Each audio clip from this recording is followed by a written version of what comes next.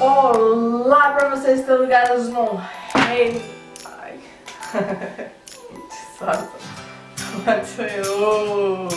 E hoje a nossa lição de número 4, que tem por título O Juízo de Judá e Jerusalém. Fique ligado, não perca não, viu?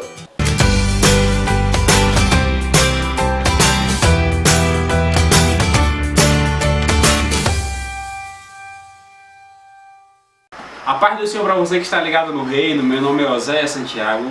Eu estou aqui com o professor Jades para hoje gravarmos mais uma EBD Falando Sério. Hoje nós vamos falar acerca da lição de número 4, que tem por título O Juízo de Judá e de Jerusalém. Então, professor Jades, quando falamos desse assunto, acerca do juízo de Judá e Jerusalém, o que é que a lição nos traz dos pontos assim, mais importantes? Para entrarmos na lição de número 4, é necessário nós lembrarmos o que estudamos domingo passado na lição de número 3. Amém? Durante todo esse trimestre estamos estudando o livro de Isaías com a temática do Eis-me aqui, com a temática do envio missionário. Mas antes, a nossa perspectiva para entender o livro de Isaías deve ser uma perspectiva histórica.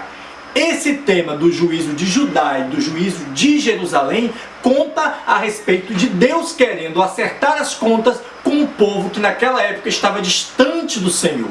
A temática dessa lição envolve principalmente um comportamento arrogante do povo que estava em condições financeiras muito boas. Quando nós observamos o livro de 2 Crônicas, a partir do capítulo 26, nós vemos que a Bíblia ela narra os reis de Judá que eram contemporâneos ao profeta Isaías. O primeiro deles, que está no capítulo 26, é o rei Uzias, que é chamado de Uzias, e no livro de 2 Reis de Amazias. A Bíblia conta que ele foi um rei que foi obediente ao Senhor, temente a Deus e que foi um rei próspero.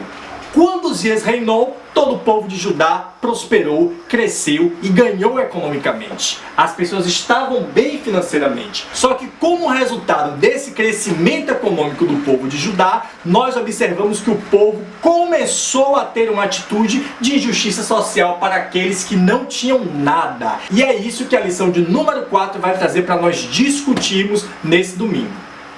Mas como podemos ver o que estava acontecendo em Judá naquela época, apesar de ser socioeconomicamente farta, havia um senso de injustiça muito grande.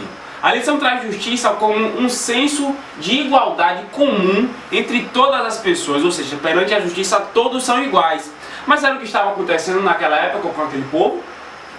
Também, vamos relembrar os 4 objetivos do livro de Isaías? O primeiro deles era anunciar o juízo de Deus contra o povo.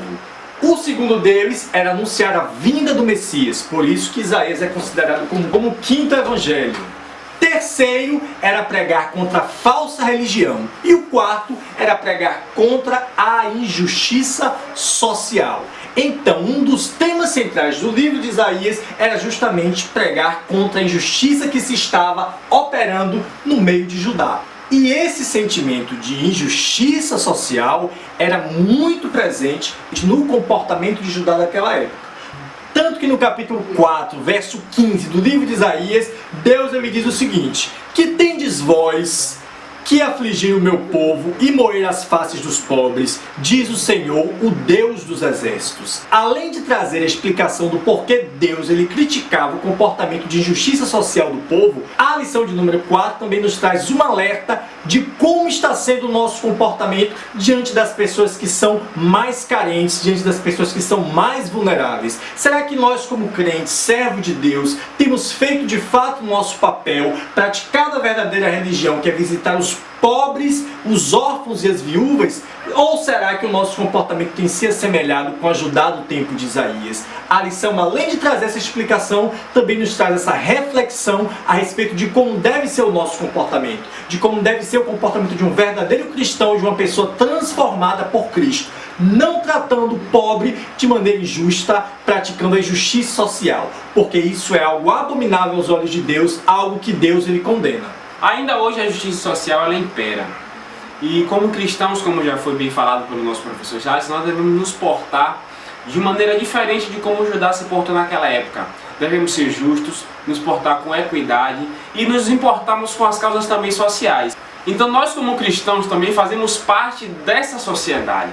sociedade muitas das vezes injusta, sociedade muitas das vezes que prega a desigualdade, mas nós estamos aqui para fazer a diferença, para sermos diferentes. Que você possa guardar essa palavra no seu coração e cada dia mais e mais procurar praticar a justiça social, procurar fazer os mandamentos e o ide de Cristo da maneira verdadeira. Algumas das vezes eu me perguntava, porque muitos naquele dia vão ouvir: apartai-vos de mim que eu não vos conheço, iriam indagar porque eu pregava, porque eu profetizava, porque eu falava em línguas. E nós vamos entender o porquê, porque muitas das vezes nós estamos esquecendo de fazer essa justiça social. Então pare, pense e você procure fazer o que Deus está mandando, amém? Lembrando que nós devemos nos preocupar com o outro porque nós temos o sentimento de Cristo. Se fosse por nós mesmos, se fosse pelo nosso sentimento humano, pela nossa razão, eu nunca ia me preocupar com o outro, porque nós temos um sentimento egoísta. Mas como Cristo habita em nós, como Cristo mora em nós, como nós temos o fruto do Espírito, então nós nos preocupamos com o outro. Mesmo sem saber em qual situação ele está, nós devemos nos preocupar com o outro e nos colocar no lugar do outro, porque foi assim que Cristo fez por nós. Amém? Está muito palhaço hoje. Que Deus te abençoe. Até a próxima EBD Online. Lembrando que no próximo domingo teremos a nossa EBD na região sede. Participação especial do nosso irmão Osés e do professor Denilson, que está ali escorado. Junto com o nosso professor Jadson.